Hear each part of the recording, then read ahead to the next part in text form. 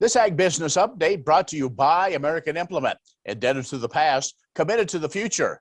In a moment, Emily Skor from Growth Energy.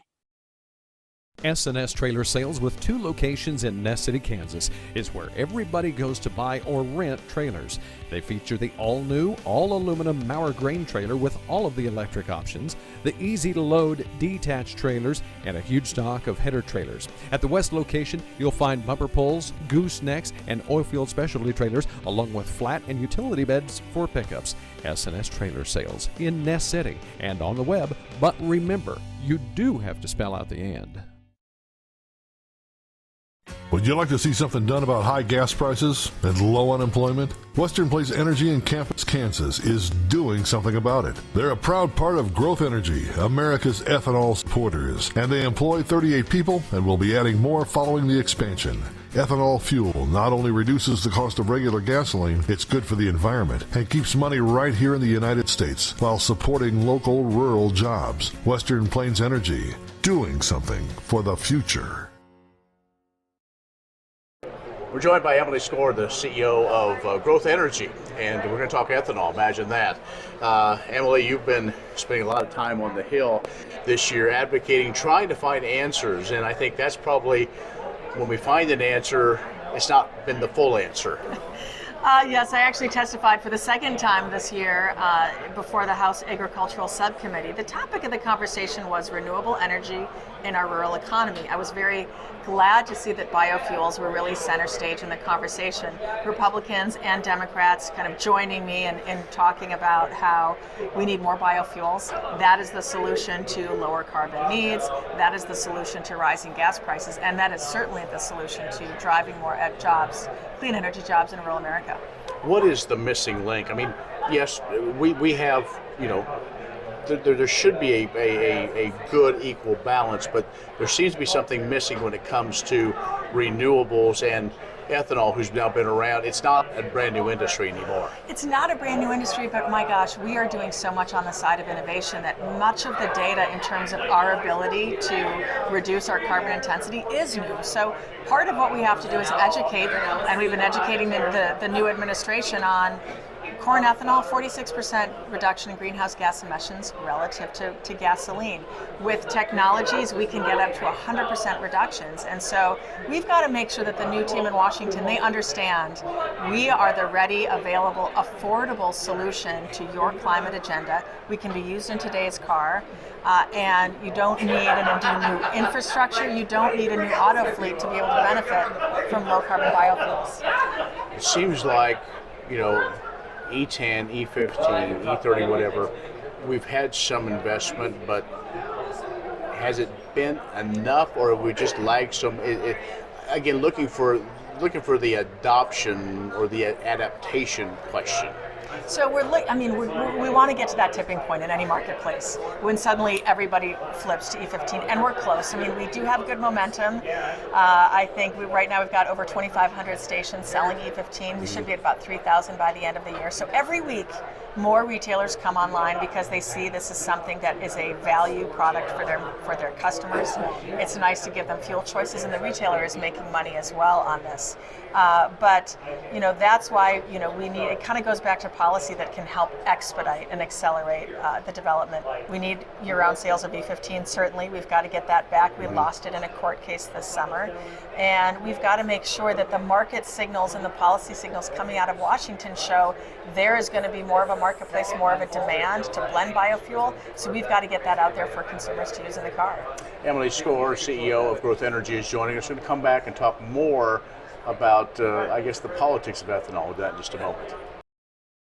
When you've had a best friend for over 50 years, you develop a trust. And the Scott Co-op has been a trusted rural friend since 1957. A co-op keeps money in the area, doing business for and with their members. And that helps keep their hometown thriving with keeping money in the community. Scott Co-op is not just an elevator. It's the rural way of doing business. So, when you see an elevator, remember your friends at Scott Co-op. Wolfter Construction and Irrigation has been around a long time, and a lot of folks have trusted them to design, build, and service all sizes of commercial and on-farm storage for grain and equipment. Wolfter is also known for their outstanding irrigation division, where they stock a complete selection of nozzles, regulators, drops, gear drives, electrical, and structure components. Looking for an electric motor? Wolfter has a large selection in single and three-phase. Next time, reach out to the pros who have decades of experience at taking care of business the right way. Wolfter Construction and Irrigation. Emily Skor, the CEO of Growth Energy, is joining us. Okay, we've talked about what you've been doing in D.C., being in front of Congress, but again, really the peanut of all this is policy.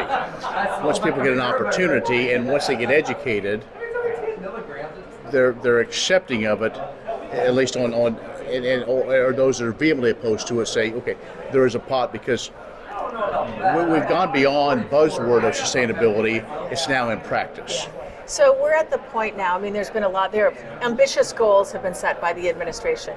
Net zero emissions by 2050 as a nation, even standard goals in terms of reducing emissions for on the aviation fuel side as well. So now we've got to put the plans into action, and that's where I think we will have hopefully more of an ability to really get some traction with the administration. If you want to achieve that goal, you have to have us. There was a report earlier this year by a center-left climate analysis group that said you cannot achieve net zero goals without the support of biofuels. So a lot of our work is showing the policymakers these are some of the policy mechanisms that will unleash the potential of biofuels so you can hit your greenhouse gas climate reduction goals. So for example, if we as a nation, if we move from E10 to E15, the greenhouse gas reduction is the equivalent of removing 4 million cars from the road. That would create 182,000 new clean energy jobs, and it would save consumers $12.2 billion in fuel costs every year. Those are meaningful statistics. That's something that we can do as an industry today. So we've got to continue to get these opportunities before policymakers so they know they've got to set the strong signals for the rest of the country to follow. So is that where the future is? Is it what can be done between now and, say, the next election, when everybody seems to be already looking that way to what changes might happen, or what can be done, I guess, what can be done from the ground level, those ground troops? Well, and what can be done today? So we don't need a new auto fleet. We don't need entirely new infrastructure as a nation. We have a fuel option that can be used in today's cars. It's affordable to all communities. And so, yes, as you are looking to be able to show some victories and some achievements as a policymaker, let's take advantage of the renewable fuel standard. Let's take advantage of E15 in the marketplace. We don't need new laws to be able to do that. We simply need to kind of follow through on administering the laws that we have on the books. Before we go, refinery exemptions, there's so much confusion. Were they done? Were they not? Will they be? Won't they be? When will it ever be done? Or is that just something we're always going to have to deal with nobody making a decision? Well, hopefully, actually, I think that's going to change, and I think for the better. Under the Trump administration, the Trump EPA really abused small refinery exemptions to the tune of 4.3 billion gallons of lost demand for us as an industry. Since coming in January, this administration has been very clear. They want to take a different approach to small refinery exemptions. They have not granted any, and they've denied one. And so that is a good sign. And we still have about 65 pending. So there's 65 decisions more to be made.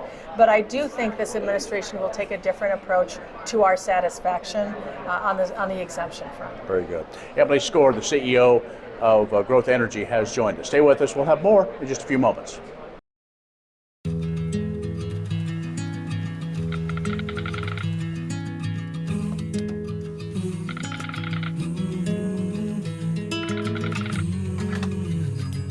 The cost of everything has gone up dramatically over the last 75 years. With one exception: keeping electricity affordable. Wheatland Electric, delivering energy for life, your Touchstone Energy Cooperative. 1030 KBUF has agriculture information for you weekdays beginning right about 6 o'clock in the morning, runs throughout the day with ag news, markets, and interviews with newsmakers to help you make good decisions for your farm or ranch. Also, follow along on our social media pages, and you can also listen online, westernkansasnews.com. I'm Ken Rogers. Thanks for watching.